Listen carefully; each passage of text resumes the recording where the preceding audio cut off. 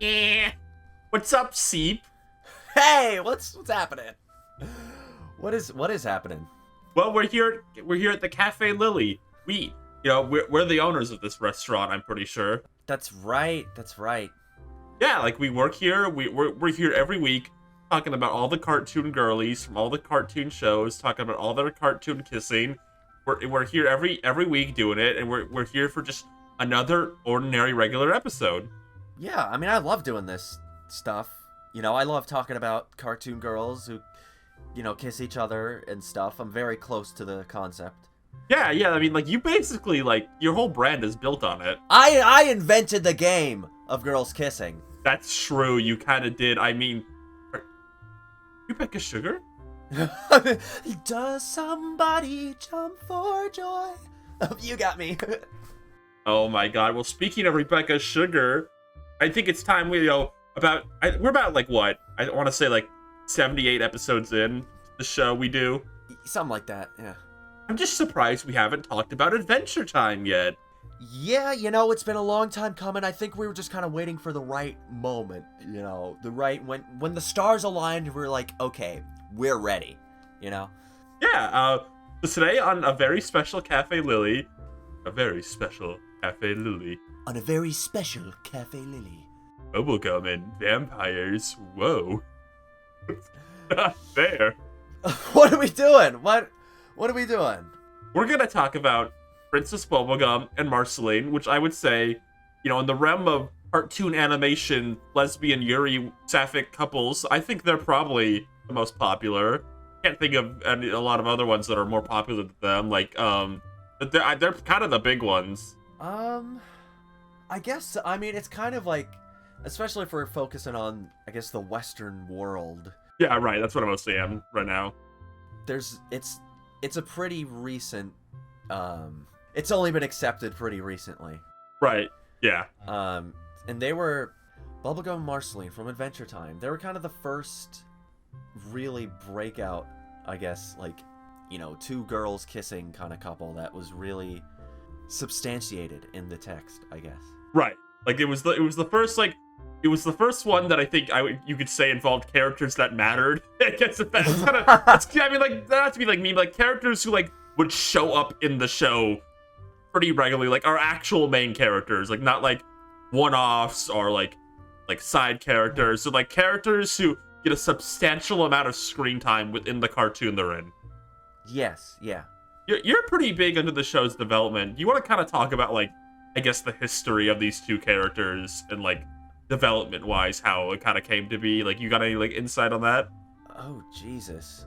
I mean, we're kind of starting page 1 of Genesis. I get how This is the Bible day one. How far do we want to go back? I mean, I guess we can kind of talk about it's in the pitch Bible for the show they made. They were kind of Marceline and Bubblegum were kind of stated to be friendly rivals. But that never really came to in the show ever, really, I want to say. When we first see them in the show, they're kind of pretty hostile towards each other. Right. I mean, it is, and we can even kind of talk about, it is kind of a trope in media to have the sort of your two main girl characters not getting along, really. Yeah. I don't know if I can list specific examples. I didn't get a freaking omnibus ready of encyclopedia. But I know what you mean. Yeah, it happens a lot. So that kind of was the vibe at first. I mean, the first time they interacted in the actual show was the episode Go With Me from season 2. Yes, I believe so. That's the one where Finn's trying to get someone to go to the drive-in movie theater with him. Very funny location, hindsight. Yeah. He thinks he needs to get a romantic date to go with him, so he's trying to Marceline's basically wingmanning him to get Bubblegum to go with him. Right. It is interesting they waited until season 2 to kind of have these characters interact, but that kind of tracks. I think season 2 and 3 of Adventure Time is when the show really starts forming. BMO isn't in season 1 at all, and I would call BMO a pretty major character in the show. Right. Yeah, and even Marceline, in season 1, she only has 2 appearances, I think. Right. She's got her initial episode, and He's got one more. I don't remember the second one though. It's the henchman episode. Oh wow, that's season 1. Oh. Yeah, it was pretty late season 1, I'm pretty sure. Okay. But yeah, so this is the first time we get any sort of Bubblegum Marceline interaction, and it's not really the focus of the episode. It's more like a small moment, but there's some degree of implied history between them that we don't know about. The one kind of moment, it's kind of funny, like, looking back at this small moment in hindsight, which kind of set off the domino chain, is Bubblegum says hi to Finn, and then she kind of, like, very, like, no, I wouldn't say angrily, but, like, kind of annoyingly says, like, hi, Marceline, and then Marceline very, like, teasingly says back, hello, Bonnabelle. Yes. Is that all that happens between them? I think that's it. I don't think they interact at all throughout the rest of the episode. Wow. Is that the first time also that we hear Princess Bubblegum's name? That's kind of an aside, but... Really? Oh, Bonnabelle. Oh, Bonnabelle. I thought you meant Bubblegum. No. Yeah, Bonnabelle. Yeah, I think that might be the first time she's called Bonnabelle, which is interesting. Yeah, interesting that Marceline takes that. Because, I don't know, even that implies, like... History. Yeah, some kind of closer connection than we've seen any other character have to Bubblegum. And I think that's kind of the thing about their dynamic, like... Princess Bubblegum is she's up on a pedestal. She's like the princess of like the biggest kingdom right in Ooh. And so she doesn't have a lot of close, like, casual relationships. She's pretty distant in those early seasons. She doesn't, like, as the show goes on, it becomes more common, like, she'll just hang out with, like, Finn and Jake, but early on, and this is kind of like part of Finn's character arc, Bubblegum's put on a pretty, like, hard, like, pedestal, like she's above everyone. Right, yeah. So it's interesting to see Marceline kind of seeing signs of that being, I don't know, there's more to, like, Bubblegum's personal life, I guess. Right. Kind of a very early instance of that. So I think, I'm glad, I pulled up the Wikia to see, like, when they, like, interact again. I think they don't interact again. Until the bombshell? Until kind of the bombshell. I have a question for you, though, because I think you might know this. Yeah. Natasha Allegri, she very infamously, Becca Sugar gets the blame for this a lot, which is funny to think about. But no, it was Natasha Allegri. She, on her personal art account, drew a lot of Marceline and Bubblegum art, of them very clearly in love and flirting and, like, kind of, like, holding each other in ways like that. Was that before or after What Was Missing? Like, did she post those before or after? Oh, God. I don't know if I could give you the exact timeline, because just, it's... As time marches on, it becomes, like, more distant. Like... Right. What Was Missing? Wasn't that, like, 2012 or 2011 or something? What Was Missing? Season 3 was 2012. 2011 and 2012. That's a freaking 12 years ago. Yeah. Like, Jesus. But, like, you kind of have to bring up her art of them, because, like, it's easy. It's an easy, like, chapter of these characters to forget. But, like, her art of these characters being posted online, it's kind of interesting. I don't think, like, an artist could do this and working on a show could do this now. But, like, her art she's posted of them online was kind of, like, I would say, one of the initial, like, big domino blocks knocking things over for a chain effect. Yeah, it put the idea in people's minds, I'd say. Now I don't think, like, someone working on a show could do that. Like, one of the artists on DuckTales had to wait until the show ended to, like, post, like, personal, like, ship art they drew. Oh. It's kind of reflective, and, like, this relationship is kind of reflective of a way of, like, the era Adventure Time came out in, the kind of early internet era. Not early internet, but, like, early, like, people who were working on shows, like, would post stuff online, like, the rules weren't set yet. Yeah, we could just have a whole conversation about that. Like, that was such an interesting period. I feel like that was the sort of start of seeing, like, a social media kind of interaction with people actually making the show while it was airing. Like, I remember, like, it was pretty common for, like, storyboarders and, like, directors and stuff to, like, directly answer questions online. Yeah, a lot of them had, like, retro springs or something, like, where you could just ask some questions. There was some, like, weird, antiquated website that was, like, bought out and shut down. Yeah, because I remember scrolling through those, like, back in the day for, like, hours. Yeah. I feel like it was also the first cartoon where they would, like... because a common thing was like people like who storyboarded on it would draw art promoting the episode to put online. Right. I feel like we do see that. Steven Universe did that a lot too. Like I think nearly every episode of Steven Universe had that. I remember OKKO did that.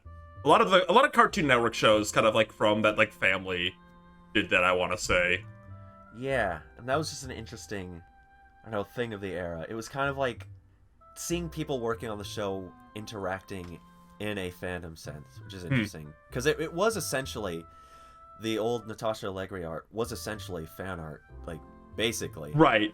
Because I think she would, like, post, like, hey, none of this is official, this is my kind of fan art kind of thing, but, Yeah, and that's how Fiona and Cake started, too. But I think just the fact someone on the show, like, put that out there, and, like, it was someone who worked on that show, like, for real, I think kinda got... Like, it'd be one thing if, like, a fan made really good art, but, like, I think it was the fact someone who was working on the show did it, which is, like, a really big thing for, like, kind of getting this, like, move forward. Yeah, and I guess that... then we can get into the big episode that really set things off. Yes, what was missing is kind of a crazy episode to look back on. This is an episode that the people of now would call, like, what is it, like a Category 12 cuntquake or whatever? Is that... It's just the first episode, well, first off, it's a Rebecca Sugar episode. That's right. So, she and Adam Udo, this is a really double team episode here. Oh yeah, they were like the power couple. That's not the right word, but they were a dynamic duo. But yeah, they were the storyboarders for this one.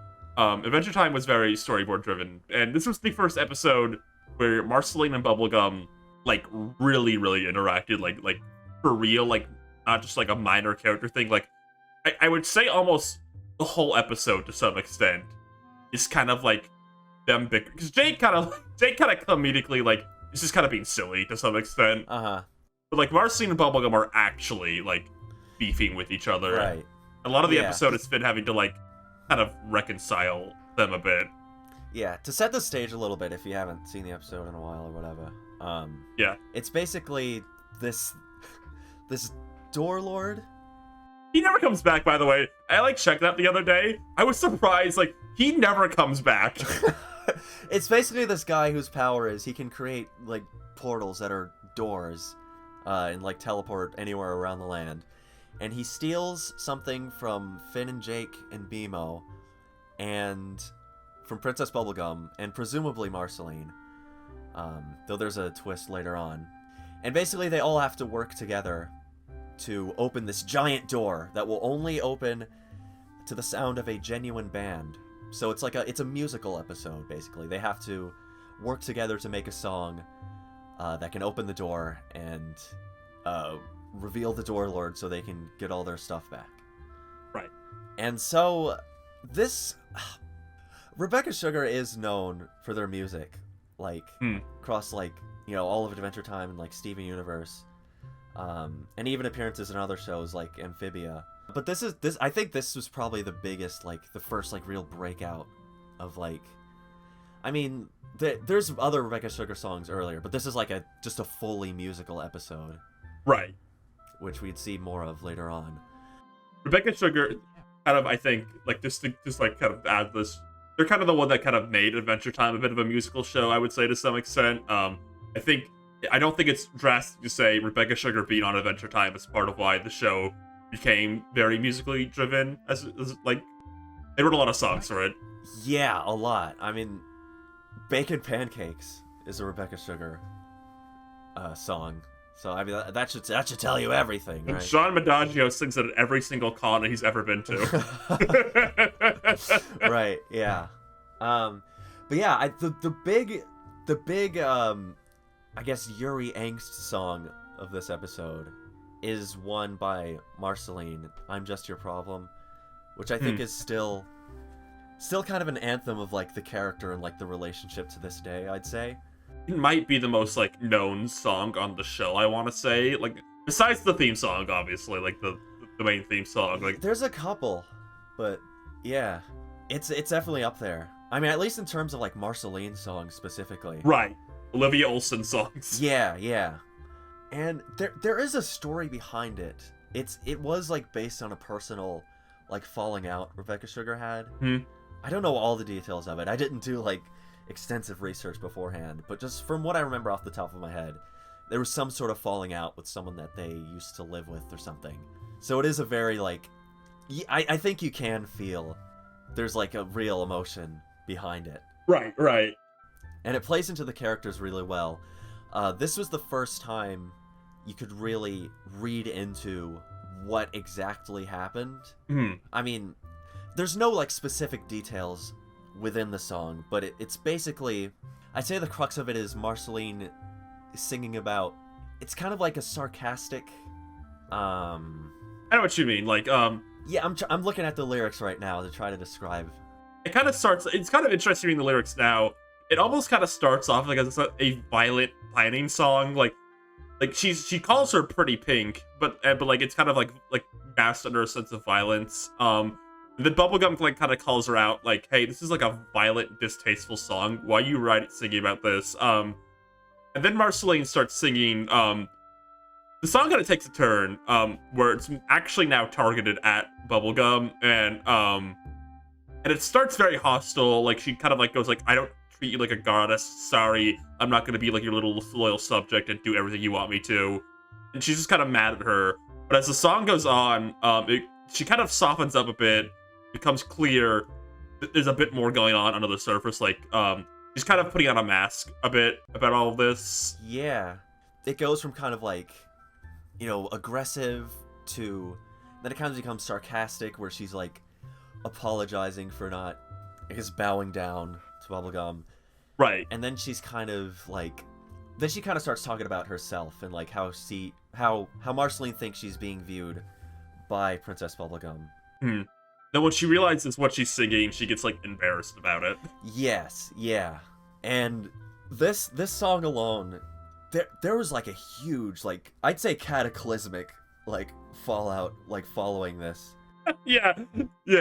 Because I'm later on in the episode, you know, after they all sing like the genuine song that gets the door to open, we find out at the end that, you know, the things that are stolen from them, Finn got like a piece of Princess Bubblegum's hair that she gave him, stolen. For Jake, it was his baby blanket. For BMO, it was one of their controllers. And for Princess Bubblegum, it was a t-shirt that she got from Marceline. That Marceline believed, you know, that she never wore it, or that she threw it out or something. But then, you know, PB says like, oh, I wear it all the time as pajamas. It's pajamas. Yeah. Don't forget that. It's going to come up again in a few minutes. Oh, yeah. Those pajamas. that shirt is like another icon of their relationship, I'd say. Yeah. It comes up a few times. And we find out what Marceline had stolen from her was nothing. And that apparently she just wanted to spend time with them. Which she like lashes out about. Because, again, she has that very sort of guarded personality at this point in the show. Yeah. I feel like you can't talk about this episode without talking about motional video for Frederator Studios that came out shortly after and around it. It was kind of like, I don't even know how to describe it. It's kind of like a recap episode. And they, in the video, they like, does Marceline like, and this was an official Frederator, who is the studio that like produces Adventure Time. Right. Release, and it was like, does Marceline like Princess Bubblegum a little bit more? Maybe more than even Finn likes her? And this was really controversial at the time. And they both ended the recap series they were doing, and they took the video down. Yeah. This was like, it was the girls kissing that shook the world. And like, girls didn't even kiss. Yeah, that was crazy. I mean, just, you gotta this was like pre-Steven Universe. This was kind of before anything. Like, there was nothing at this time. Like, I don't think like it was started enough. Disney wasn't putting like gay couples in the backgrounds of their movies yet, really. No. At all, I don't think. I'm like thinking of like cartoons at the time. I genuinely can't think of like anything. Right, yeah. Like not even like an adult animation. It was like maybe Selma. Right. In terms of like like we said, like actual like characters. But one of the interesting things is after this episode aired, I checked about this. They don't interact again for a long time. Like the wiki says, it took another 2 seasons for them to have another major interaction, which is interesting. They kind of sat on that for so long. Like they kind of had this big coming out episode, and then after so long, they don't really do anything with that. But they come back with kind of a fucking bang. They don't interact again until Skywitch, but Skywitch just starts and doesn't stop. The episode starts with that t-shirt, the pre-mentioned t-shirt. Bubblegum sleeping in pajamas. It's like, oh, that's cute. Like, that's a little reference. And then she takes it and starts sniffing it. Yeah, kind of as like a morning refresher kind of thing. Like, it's the first thing she does. She gets up, she smells it. She doesn't just like take a quick whiff either. Like, she buries her face in it. She gets in it. Like, someone working on the show. Who storyboarded this one? I think it was Jesse Moynihan and someone else. Let me check. Echo Castuera. I know her. I'm not good at pronouncing her name. She voices Canyon later on. Really? Yeah.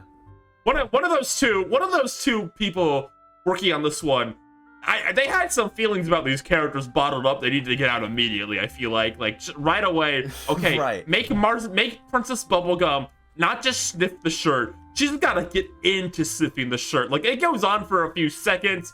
She's fucking shoving her nose into it. I don't know. She's like this was, I don't know. And like we said, like, they hadn't really interacted much, like, at all since the previous episode. But in real life, I'd say, like, the Bubbline train was, like, it had fully left the station. Like, it was kind of going full force. Like, it was a big point of, I guess, phantom conversation by now, with like the fallout of like the previous episode and the Frederator video and all the like the fan art from Natasha Allegri. Mm-hmm.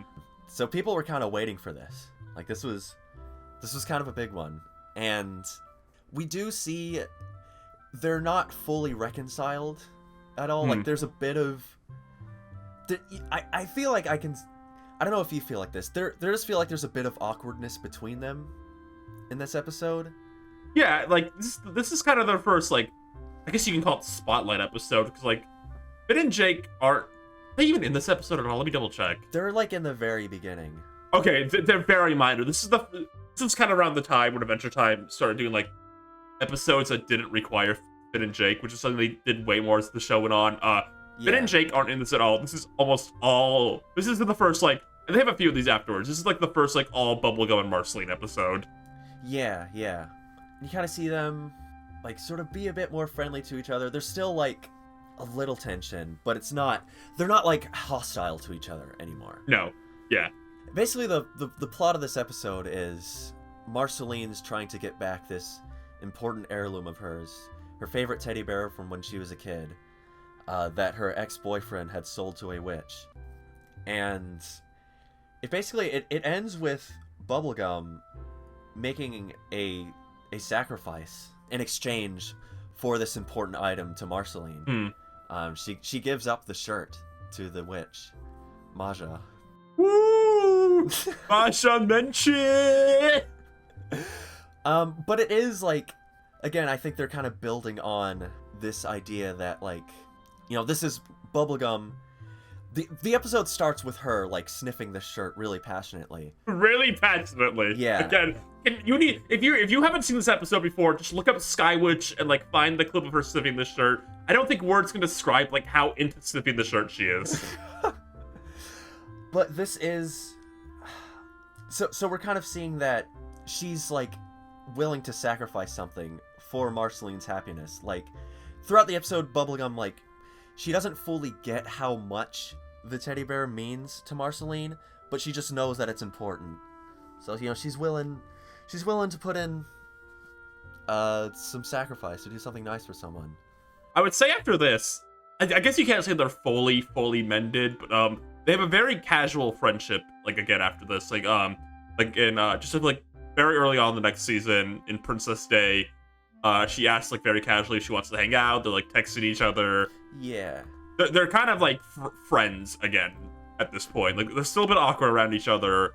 like they're friends again. Yeah.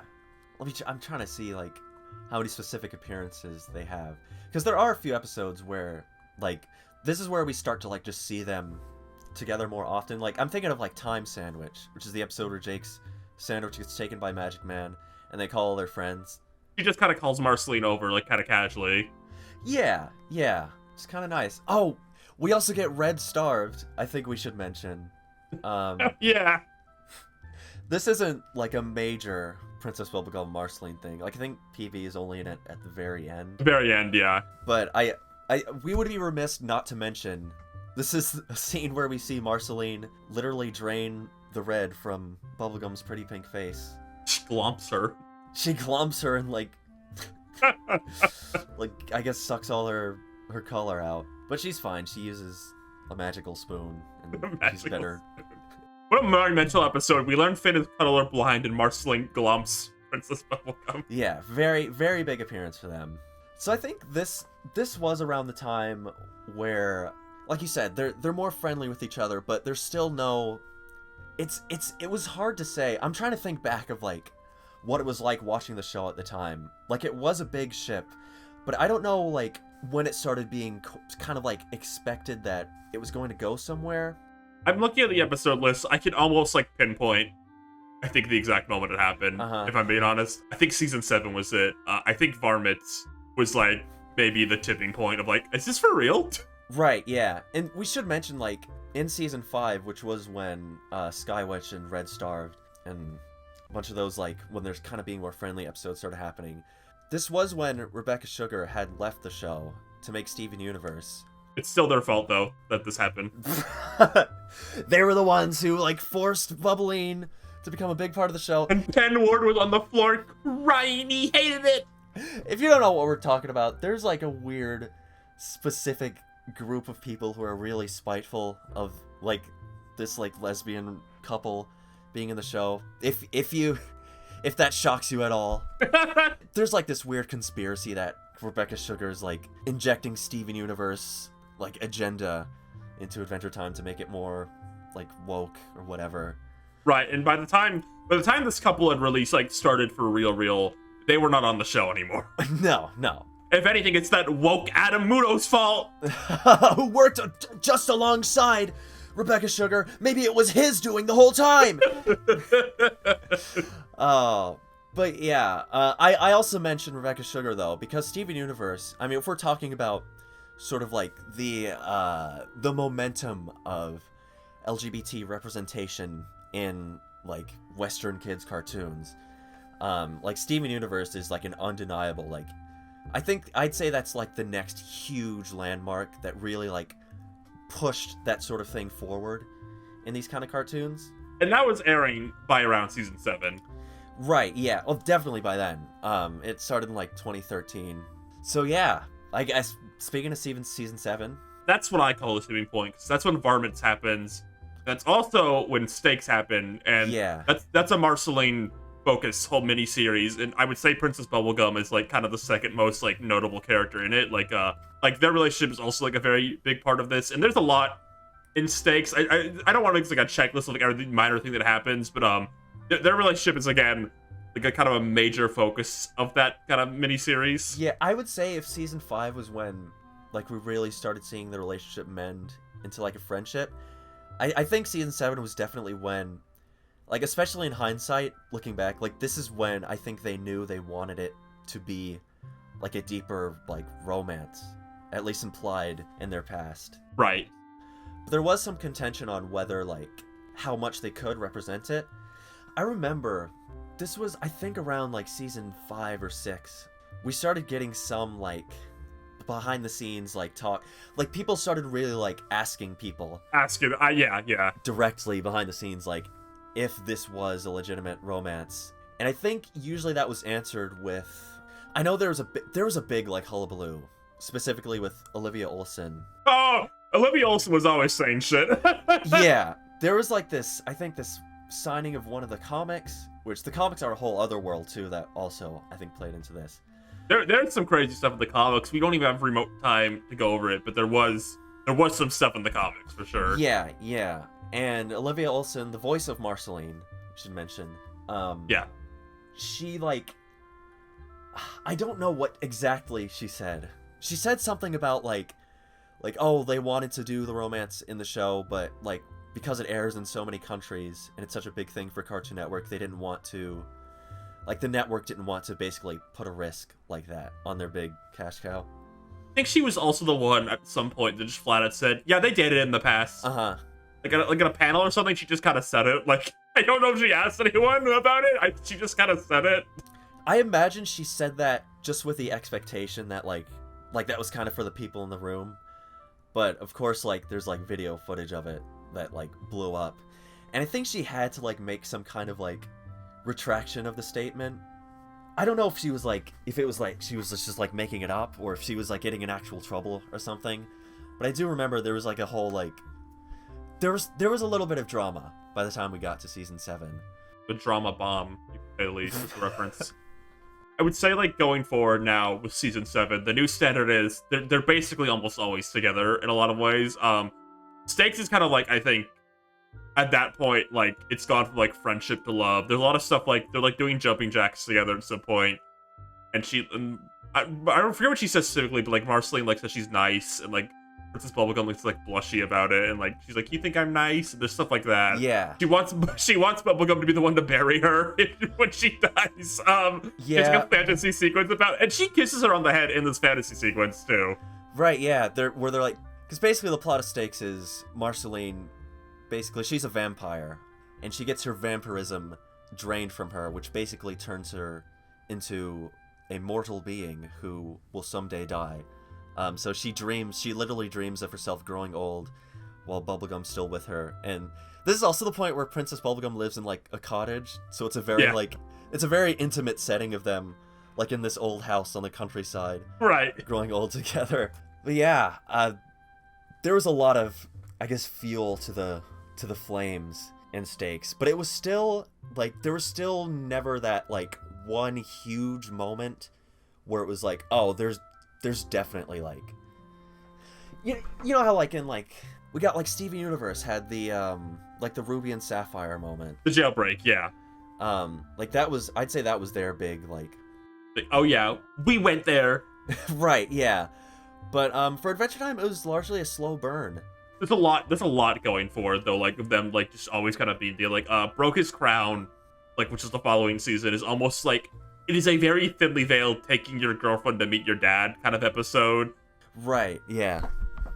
Let's see, there's stuff like, the episode where, like, Jake's trying to impress his granddaughter, they're, like, just kind of hanging out, like, that skate park together. Yeah. The episode where they celebrate Finn's birthday, they're just kind of holding hands, like, at the birthday party God. for some reason. I remember this a little more vividly because it was more recent.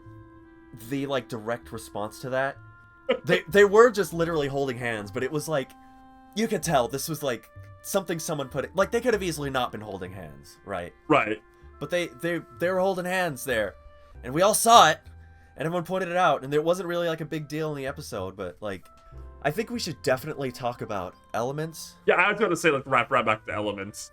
So, if you haven't watched Elements before, you can watch Adventure Time in general. What are you doing? Yeah, what are you doing here? Go watch the show. Go watch this, like, 300 episode slow burn romance. Yeah, and come back when you're done. Yes, and Elements, Ben and Jake come back for, like, a long trip. It's after the events of another miniseries, Islands. They come back from a long trip, and long story, there's a woman, and she made all the elements go crazy, and Princess Bubblegum is the candy elemental. Everything's got, like, super candy in her section of the world, and Marceline is kind of, like, always by her side 24/7, and she's transformed to Marshmalline, by the way, at this point. She's Marshmalline. Yeah, Marshmalline, the campfire queen. So she's a big, like, marshmallow person. And Princess Bubblegum is, like, the entire castle, basically, right now. Yeah, Princess Bubblegum, she turns into, like, a giant pink tower who, like, is literally looming over the entirety of the land. And yeah, this was an interesting appearance because it's sort of like, it was later kind of expounded upon, like, we get a later episode where Marceline's talking about, like, what happened to her leading up to that.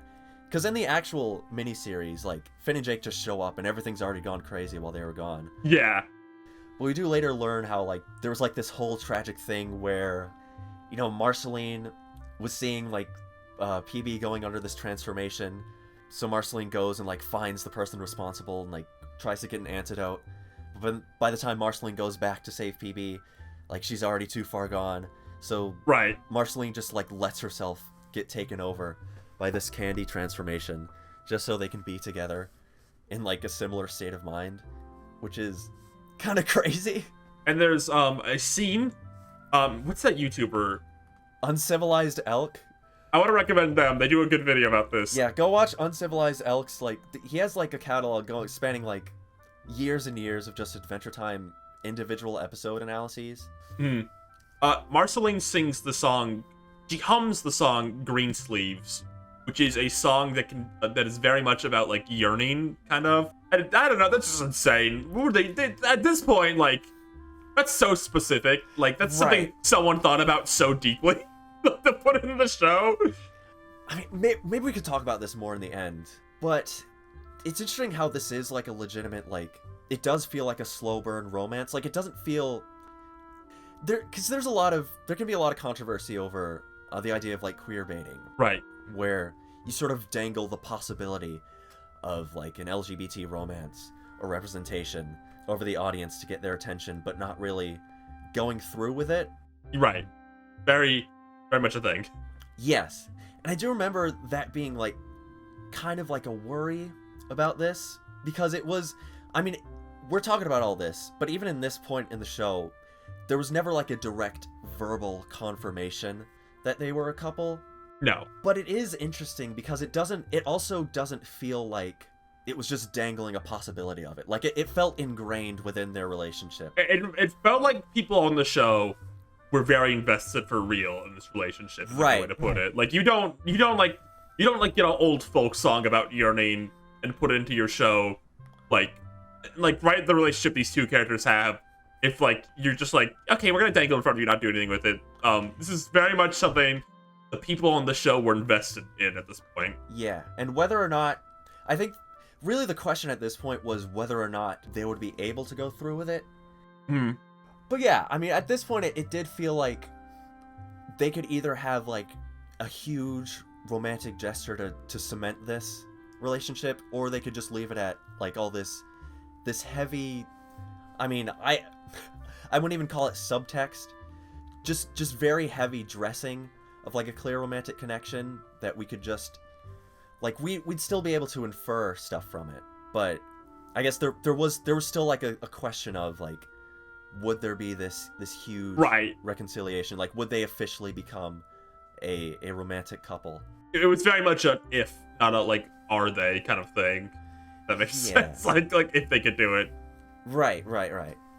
So I guess the kind of next, it's just the finale at this point. There's like, there's like small things, like, they're like in Marcy and Hudson together, and like they're hanging out and just like lots of minor things, like, and, but I don't think it's like a checklist. Like, in season 4, episode 72, you could see them staying together in line for the super fair. I mean, there's honestly probably like a compilation or some video, like, all Marceline bubblegum standing next to each other moments. There's a lot of those.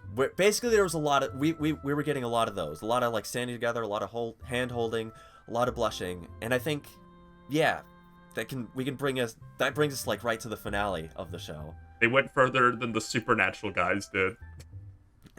Oh my god. So, the finale, there's a lot of stuff happens in it, but I think I'd say probably one of the biggest moments of it was we finally got that, like, this was, like, kind of their last chance. And Lemongrab and LSP finally kissed. It's real! It's canon! Yay! We did it!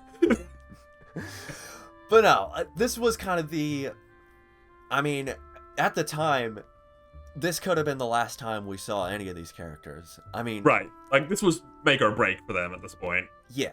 Obviously, like... We know now. The show has had a pretty healthy life after it ended. It's had a very much... It's had what I like to call, like, Cartoon Network regretted canceling it kind of ending. Right, yeah. But yeah, this was kind of like, I guess, their last shot, really. And we do get... I mean, I don't know how much I want to, like, set it up, really. And basically, there's a big, like, epic cataclysmic war happening. And a big theme of the show is that it's like a post-apocalypse. And Marceline has lived through this big nuclear catastrophe, so she's trying to talk PB out of it at the very start. They have I really like the moment they have at the beginning of the finale. Kind of like, it's like the calm before the storm, before things really, like, set off. Marceline's kind of in the same boat as, like, Finn and Jake are in this. They kind of don't... She doesn't really want what's about to happen. Yeah. So we get a really, like, kind of sweet moment of, like, just Marceline and Bubblegum talking here. I don't know. I guess I just wanted to mention that because I really like that. It really lets you feel how far they have come across the show to where they can just, I don't know, have this really just sweet, quiet moment. And they are, like, in disagreement here, but it is very, like, it's not like an argument. It's just kind of like a very soft plea. Marceline is still willing to go along with Bubblegum, which is interesting because Finn and Jake kind of go further to try to stop her, which is kind of interesting. I guess you gotta look into that. Yeah, I guess that is kind of building on her appearance in Elements, where she kind of accepts that, like, you know, if I can't convince her out of her ways, then I'd rather just be alongside her. Right. Than like break this off again. Like, you can tell that, you know, there was obviously some kind of falling out, and they don't really want that to happen again. Like, they're kind of afraid of that. You kind of get more... I think you kind of get the sense more than anything Marceline is particularly afraid of that happening again. Right, yeah. Marceline is the more, like, vulnerable one. Like, she has more abandonment issues, I'd say. So she's really... Yeah, she is the one more desperate to, like, keep them together. Which kind of leads to the moment later on in the episode when things have gone all cattywampus. When it's hit the fan, there is, like, a fake-out death moment with Princess Bubblegum. Right. And it basically, like, sets Marceline off. She kind of goes crazy. Makes her angry as skips that one episode of regular show when the guy punches him and he walks instead of skips. Right, exactly. That's what I was about to say. Yeah, it's just like that. But yeah, when the dust is settled and, like, PB's like, oh, I'm fine. My armor has, like, a defense mechanism. We get the moment where Marceline, like, she just hugs her and just kind of...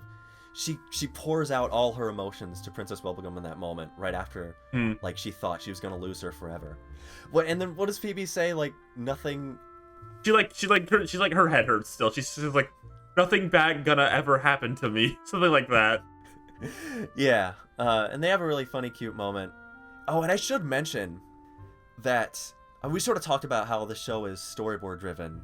Oh, yes. I know what you're talking about, yeah. Yeah.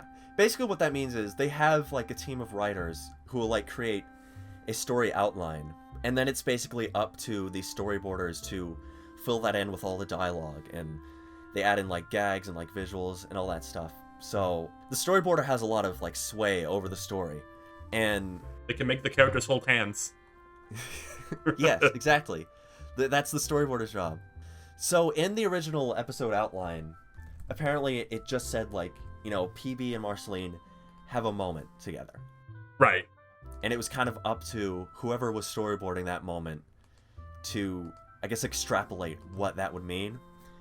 And I guess lucky us, the person handling that was Hannah K. Nystrom, if I'm saying that right. But Hannah K., who is, I mean, we've talked about, like, Natasha Allegri, who is a big PB and Marceline fan artist. I'd say Hannah K. might be number 2 in that ranking of people who've worked on the show that make Bubbline fan art. Okay, yeah. So she was the one handling this scene in the storyboard process. And she kind of infamously wrote, like, a note up next to, like, the have a moment thing. Right, yeah. So basically she added in a kiss in this moment. Like, PB and Marceline have this kiss. And her production note on that was, like, come on, with, like, an exclamation point. Right. Which is basically a way of saying, like, you know, it's our last episode, like, come on. What are you gonna do? What are you gonna do, cancel us some more? Right, exactly. And yeah, this was massive. I mean, they just kiss in that scene. You were there. This is a fun story. You were there for the they did a live like airing of this like before it aired like in a theater. Yeah.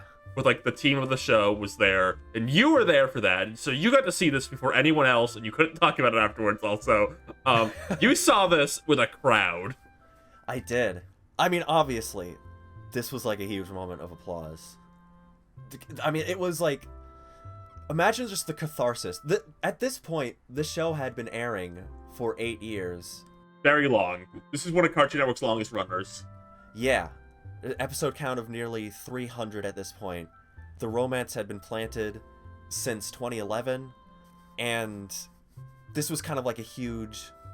It's interesting how them kissing here, it kind of like retroactively just adds so much to every single prior interaction they've had. Like, this was when we knew for a fact, like, okay, this is like definitively like a romantic connection that they have. Even though it could have been heavily inferred from it before. This was like the moment that like you knew for a fact, which I think is really cool, because there's a lot of like, I think there's like some amount of like controversy over like, what do people call it, like the last minute kind of like confirmation kind of thing. Yeah, I can get that to some extent, but I think this is a case of like the show, I think at a certain point was always clearly building to this, so like I don't think it's a case of like just kind of throw it in at the end or whatever. Like, right. There are so many episodes with just these two. They were always teasing it and building up to it. I don't think this is a case of like just throw it in, whatever, make the fans happy. This is more the culmination of like the whole show, like spanning the whole show. Like, I think this is a bit more than just like throw it at the end kind of thing. Of course, no, I definitely think so too. Like, I think even if they didn't have this kiss, like, you still would have like been able to assume, right? But no, this was a huge, probably like the biggest moment from this finale, maybe. Well, next to the lemon grab and LSP kiss, of course. Right. Which I'm sure the audience stood up and applauded. But I think if you were there in 2018, like, even if you didn't watch the show, this was such a big thing. Like, I remember just that picture of them kissing. Like, I remember so many like phone screen caps of the TV of this getting posted on that day. Watch it like a concert. Right. I mean, if you didn't catch the episode live, like, there was a good chance you knew about this. Anyways, I'm sure. I do remember at the time though, there was a very minor backlash. The finale in general, the Adventure Time finale got a lot of people who hadn't watched the show. It's like season 3 coming back to watch it and like had no idea what was going on. I think got a little upset at it for like reasons that wasn't the show's fault. And there was kind of a matter like, why are they kissing? Wait, when did this happen? Did they make this up? What? Isn't PB supposed to be Finn's epic endgame romantic love interest? She kisses the hero boy in the forehead at the end. Are they still together? There was kind of that, but like it was kind of very like much like anyone who like actually watched the show was kind of like, okay, right, yeah, and so they kind of have like a happy ending in this. Like they resolve the big world-ending conflict, and there's a really sweet ending montage in this finale that I swear to, I can't. It's hard to watch this episode for me, like, without tearing up at that. There's a lot of shows that kind of do these like cut to like everyone what they're doing right now kind of finales. I've jokingly called them like regular show We Could Be Heroes, and right, which is a terrible name for them, but you know what I mean. I think this show is one of the best though, because I think it fits very well with like the theme the finale and the show is kind of going for, which is like, you know, they just kept living their lives. It kind of fits with, you know, the fun will never end kind of, I would say, attitude the show has. Like these characters, like, they had this big moment, like, their fun isn't gonna stop. They're still living their lives. And I think that's kind of why that montage works so well. Uh-huh, yeah. And so part of that montage, we do see, like, PB and Marceline just kind of living happily together, you know, in Marceline's house. Just having, like, I don't know, you can infer that they just get to live kind of happily together. I mean, they're both immortal beings. With their beautiful baby. Butler. Yes. And yeah, I mean, and for a little bit of time. That was it. Yeah. We got this like huge build up, this huge slow burn romance, and a big moment of catharsis that kind of like justified being invested in it the entire time, and we got to just imagine them living happily together forever. I guess there was like a comic they did shortly after the show, but the comic's kind of in a very weird state, because The season 11 comic. yeah, it's kind of weird that comic exists now. I don't think it's remotely canon anymore. It's kind of a very weird, like, probably word, like, I think Cartoon Network knew the show was still kind of popular, so they greenlit it. But it's very weird now because it goes in a very different direction to where the show would go. Particularly with the character of Simon, the actual show would go a very different direction. Like, that comic's kind of been forgotten to time a bit. Yeah, it's a weird spot where it was... I mean, the comics were always kind of their own thing. Like, they were never really... Like, the people who were making the show and the people who made the comics were always usually, like, completely separate. There's, like, a couple comics from, like, writers of the show. But yeah, that season 11 comic is interesting. Like, I haven't even read it, because it does exist in such a weird spot where it is kind of like... It's kind of like a fan fiction, I guess. I mean, that's kind of a harsh way to put it. I don't mean that to be, like, dismissive towards it, but it is, like... It is just kind of like a what if. It's just people kind of imagining what would have happened after the show ended. And I won't speak up. There's a few Marceline bubblegum moments in that. Like, just kind of, you get to see them as, like, a couple a bit in it. There's, like, a cute comic cover of them, if I remember correctly. Like, there's a few things in there. You know, there was a few things post-life, but, like, God, when was... Okay, when did the HBO Max service launch? That's when we... Yeah. I think it was... That was 2020. Okay. And the Adventure Time finale was 2018, right? Yes. So Adventure Time was actually really only gone for 2 years. Right, yeah. And I remember, like, they announced a year after the finale, like, that they were planning to do these, like, these 4 specials, these 4, like, hour-long specials set in the world of Adventure Time that would kind of, I guess, serve as, like, an epilogue to the finale of the show in a lot of ways. And they do. They really do. Yeah, yeah. Well, except maybe the BMO one. That one's more of a prequel. Yeah. That one's more... It's more BMO kind of situation. Right, yeah. But yeah, basically the idea of these specials, and the show is called Distant Lands, is what these specials were all, like, umbrellaed under. Right. They all focused on, like, a different, I guess, corner of the world, starring a different Adventure Time character. And I think one of them, obviously, like, had to be, without a doubt, like, they had to do... Lemon Grab and LSP. A Lemon Grab and LSP special. Unfortunately, they didn't do it, but we got Marceline Bubblegum, which is pretty good, too. Yeah, it's alright, I mean, you know. But yeah, we got, Obsidian, which is... And I guess this got to be the first new piece of Adventure Time media made after, like, their romance was fully confirmed, like, fully cemented, like, they couldn't go back on it, they couldn't make any kind of contradictory statements on it, like, they had to stick to it now. It'd be funny if they did. Like, remember we kissed? That was pretty alright. Oh my god. But yeah, I'm basically Obsidian served as just getting to see where they've been. It takes place, like, some years after the finale. It's not clear exactly how many. You can only kind of judge it based on, like, how old Finn is. It looks like it's been at least 10 or so years at the bare minimum. Yeah, I mean, Fiona and Cake, which came after, I think is 12 years. So, I guess definitively we can say less than 12 years. Less than 12 years. Yeah. But yeah, so we get to see where PB and Marceline are at. And, yeah. I mean, what do you think of Obsidian, I guess? Just... I really like Obsidian. It's kind of hard, like, I just don't want to, like, list everything happens. Like, okay, the last boy comes and finds Marceline. Right, yeah. I mean, I guess the biggest things... There's a really cute, like, opening montage of them just kind of having a domestic life together in Marceline's house.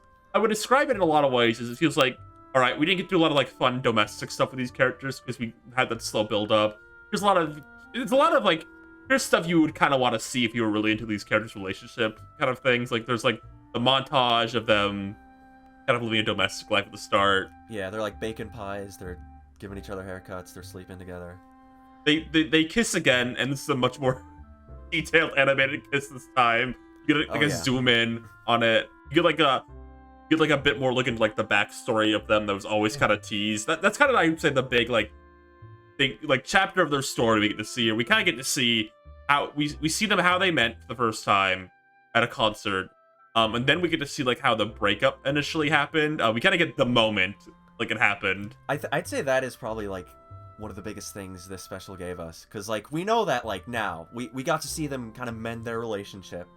Like something obviously bad happened in their past, but they got to reconcile and become a romantic couple again. But this was like, you got to see like what exactly happened between them, which is really interesting. I really like sort of their whole like backstory dynamic. I guess to give a rundown, it's basically like PB like saw Marceline at a concert she was doing, and I mean the way this episode presented, it kind of seems like PB was just kind of instantly mesmerized by her. Like maybe she was familiar with her music at some prior point or something. I'm surprised she didn't distracted by Pete the Punk in the audience. I mean, that's a cool guy to be there. I mean, does she know she's bumping shoulders with the Pete the Punk? With the Pete the Punk? Card Wars master Pete the Punk? But yeah, we get to see PB first sees her, and then Marceline up on stage all sweaty throws her shirt off and throws it to PB. Yeah. That's the t-shirt that she would later like sniff every night. It says, I think it adds a lot to the context alone. This shirt was sweaty originally. Yes. It adds a lot to that original context. It makes it a lot more, let's say, intimate. A more intimate of a connection to this shirt. But yeah, and basically, I mean, their whole dynamic of why they fell apart. Up to this point, we didn't know what specifically happened, but it seemed to be like they just started drifting further apart as the Candy Kingdom grew bigger. You know, PB is someone who buries herself in her responsibilities, so it's kind of implied that she became less accommodating of Marceline, less nice to her, I guess. She kind of seems like she didn't want to spend as much time. She got very invested like in her work. Yes. Which is always kind of something like she goes throughout the show is Princess Bubblegum is very wanting to be in control. She likes and she likes just doing things, I guess is the best way to put it. Like she's not good at relaxing for a lot of the show. And that kind of, I think in hindsight, explains a lot, because Marceline's very much a free soul, and Bubblegum really wasn't. Yes. So I mean, what we see in this special, like, PB's on like a mission to a kingdom to prevent some huge disaster from coming, because that's kind of, she's kind of saddled herself as like the biggest superpower of the whole like land of Ooh the show takes place in. So she's like trying to solve this huge issue, and then Marceline is kind of tagging along. There's a bit of dialogue where like Bubblegum says like she didn't even like want Marceline to be there. Right. And we can kind of see why. Like Marceline's a very like, she's very irresponsible. Well, be clear, it's not just Bubblegum was like bad. Marceline was also very immature at this time. Right. I mean, it's really a story about like maybe the right people not meeting at the right time in their lives. And their reconciliation happens after they both have matured a lot. This is kind of an interesting, the special spotlights is Marceline over the course of the show, her kind of early basis, she's very like hardcore and scary and wild. But she kind of becomes very like soft and sensitive and like caring and loving as the show goes on. And then you kind of learn more that Bubblegum's more of the fucked up one, like more of the like weird, weird, just the weird one. The special kind of highlights that with Marceline kind of realizing like, wow, I'm not really like #sadcore anymore. I'm kind of just happy and like soft now. It's always been kind of an interesting thing about their dynamic is they kind of have the opposite personalities, you think, because Bubblegum does kind of start very like the girl princess character. Like as the show develops, you learn she's like a freak kind of, and right. Marceline starts the show like it's the wild crazy one, and she ends the show as it goes on as like the very like kind of emotionally driven one. Like a lot of her like plots like, oh Simon, I miss you, Bubblegum, I love you, yeah, Dad, I have a weird relationship with you, stuff like that. Yeah, which is an interesting, like you said, it is kind of the opposite of what you'd expect just from a design standpoint. But I kind of love that that bit of like unconventionalness to their dynamic. It makes it interesting. It makes Bubblegum interesting in particular, even though a lot of people seem to dislike it and they're wrong. Yeah. He should have been nice to the hero boy, the 12-year-old. So, I mean, back to the breakup, too. I think we kind of see, like, an argument bubbling between them. Like, PB's trying to do something important. Marceline's just kind of doesn't really care and just wants to have fun with her girlfriend. And they lash out against each other. And then Marceline just whips out this, like, this really angsty, like, aggressive breakup song. Yeah. Which was clearly, like, she clearly had that written beforehand. I mean, she'd been writing this for a long time. this was the breakup, but you could tell, like, it was falling apart by this point. And, yeah, that song is, like, it's so mean, but it's really good. It's like the very mean version of Just Your Problem, is the best way to put it. Right, yeah. Yeah, there's no sense of, like, I don't know. There's no, like, sensitivity to it. It's basically a huge diss track on PB. Yeah. There's no subtlety, really. And so the conflict of this special is kind of like, they have to go back to that place that they went to. Because, I mean, this breakup, like, within the context of this show happened, like, hundreds of years prior. Right, these characters are both, like, immortal. Yeah, so they're kind of having to dig up those old memories because they have to return to this place and kind of stop this same problem that they thought they had stopped prior, but it's like come back, which is definitely a metaphor for, you know, relationships. Like, you know, they thought they're living happy now, and, you know, they want to think that they've had all this past angst completely buried, but it can still come back up. But then the great thing is, like, it ends with them having a really, like, sweet moment. Marceline has another new song, where instead of being, like, a really, like, aggressive kind of punk anthem, It's probably the sappiest song she's ever written, which is something the show, the special draws attention to, is, like, she can't write the song she used to because she's not who she used to be anymore. Right. So it's just she sings a really just sweet love song to Princess Bubblegum about how important she is to her. Which is, I really like how you can kind of chart the growth of their relationship through the music that they have. Because there are, like, we talked about Just Your Problem, which is kind of the, like, after the big blow up has happened, the kind of, like, the lingering spite that she has towards PB, but also some of the regret in there.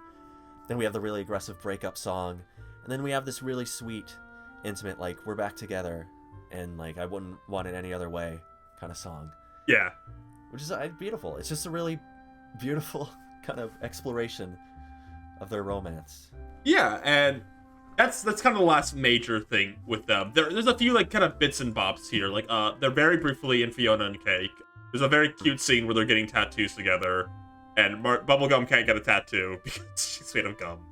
Funny. Right, yeah. There's a few other, like, kind of post-series implications. Like, one of the ones I always thought was interesting is, they're both immortal, so, like, the kind of wraparound segments that appear in the finale come along with me. There's an intro where they show a bit of the world, and it's one of the most, like, they've thought so hard about this future world that you see very briefly. They've clearly thought so hard about it. There's kind of this interesting one where in the intro you see, like, these pink hands in, like, this jail cell, and then you see, like, a character, like, with magnifying, like, with, like, a binoculars, kind of looking for someone, and it's kind of theorized that might be Marceline and Bubblegum, and, like, Ice Thing maybe has, like, gone crazy and started doing, like, Ice King things again. That's a very common theory for them. I would love to see them explore that at some point, because they're, like you said, there's just so many crazy implications that we never really get to see of, like, where their future is. I'm usually of the boat. Like, I think they could do series in that world, and I think Marceline and Bubblegum, like, to bring them up, are good, like, anchor characters, like an audience coming into this, like, those are characters, like, who could still be around, kind of thing. Yeah, I think they could carry their own show as, like, the legacy characters that are familiar. Right.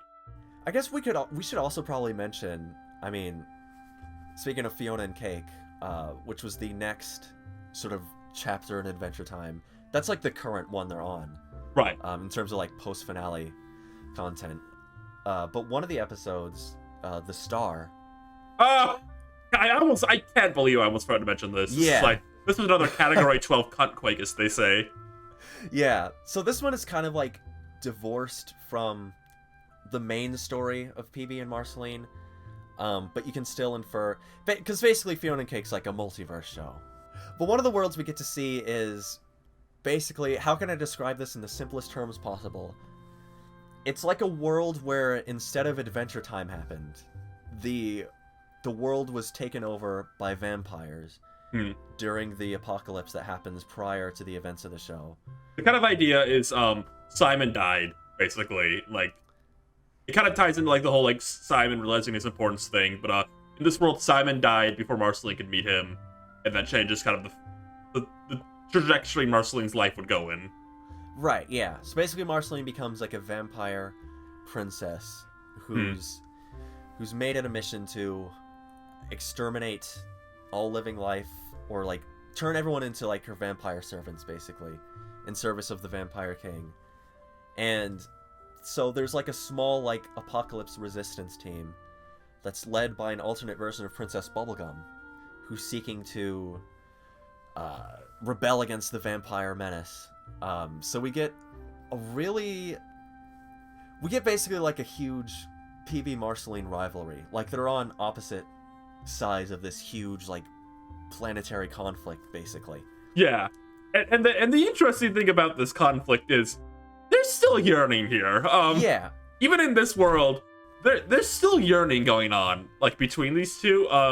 Like, Marceline like wants Bubblegum to like be her like vampire like servant, basically, but they're like, you get the sense she wants Bubblegum more than most of like the other people she could go for. Right. I'm maybe even building on the whole thing with Marceline wanting, PB to be around that we talked about earlier. It is very much a situation where they're enemies, but it's a situation where they could have killed each other by now, probably. You get the implication, but they've chosen not to, which is always a very like... It's almost like an extreme version of like the relationship they have in the show. You could almost describe it as. Right. Yeah. And yeah, there's just a lot of good moments between them. It's very like, it's very different from like, it's not like the very intimate like, hugging and kissing, singing sweet songs kind of stuff that we'd get later on in the show. Like, they're scrapping, like they got their hands on each other, they're like tackling each other. Oh, they're all over each other. This is definitely whoever was doing this one also kind of knew what they were serving up, kind of situation. Like, I think they knew like what they were giving the people, kind of like in this moment. Yeah. Which, I don't know. I guess there's not a ton to say about like its standing overall, like in the overall. It's just a really cool like. They might kill each other. It's never really clarified like how the battle ends, but they might have killed each other. That's true. If they did kill each other, it ends with them like sort of like they jump off this big cliff together, and they're like literally embracing each other. PB's got a stake to Marceline's chest, and there's like a whole like horde of vampires chasing them on the fall down. It's kind of like, it's kind of beautiful. It's kind of just an insane scenario in general. It's insane. It's a very, I don't know exactly how to describe it. It's like a heightened, you really like feel like the emotions of it, I guess. It's a very emotional kind of thing. It is, like I said, the most extreme version of like their dynamic possible kind of situation. Right. It's very over the top, portraying like yearning through violence. I don't know. It's a lot. If you haven't seen it, and you're a fan of this ship, I mean, I don't know why you... I don't know what you're doing. If you really like Marceline and Bubblegum, and you're just like, I'm just not gonna watch any like Fiona and Cake for some reason, I don't know what you're doing. Yeah, at least watch this one. Like, this one has a lot of good fuel. Yeah. Yeah. And for the future, there's another season coming. Who knows what will happen to that? Maybe Marceline will have a line about Bubblegum when she gets added to multiverses. She could be like, oh, well, Princess Bubblegum showed me this move. Well, I mean, we're definitely gonna get Marceline in the LGBT multiverses event. Be awesome. For Pride Dude, Month. For Pride Month. You can have a bisexual shirt. Yeah. But yeah, there's still more yet to be seen. This is an ongoing saga, I guess. I feel like we haven't even covered like every single last like thing that ever happened with the characters. This is a lot. This is like I think like a major part of the show. Yeah. I mean, Adventure Time is never like... It's not a show with like one single ongoing plot. No, not at all. But it's very character focused. Hmm. And so we get a lot... We get a lot of details on like character-specific relationships with one another. And this is probably next to like Finn and Jake, like probably like the most like focused on dynamic in the show, maybe. Yeah. So yeah, I mean, if you've never watched Adventure Time and you've somehow gotten like an hour into this, if any of this sounds interesting, I mean, go give it a watch. I mean, it's definitely not like this romance isn't something that's kind of like in the background. I'd say it's not something you got to like. It's not one of those things where like, you know, people are into it, like infer more than there actually is. You know, like this is like a genuine like, if you want just like a slow burn kind of romance. You're not getting a Sherlock moment in this, I promise. No, you're not gonna get baited at all. And it's just a really good show.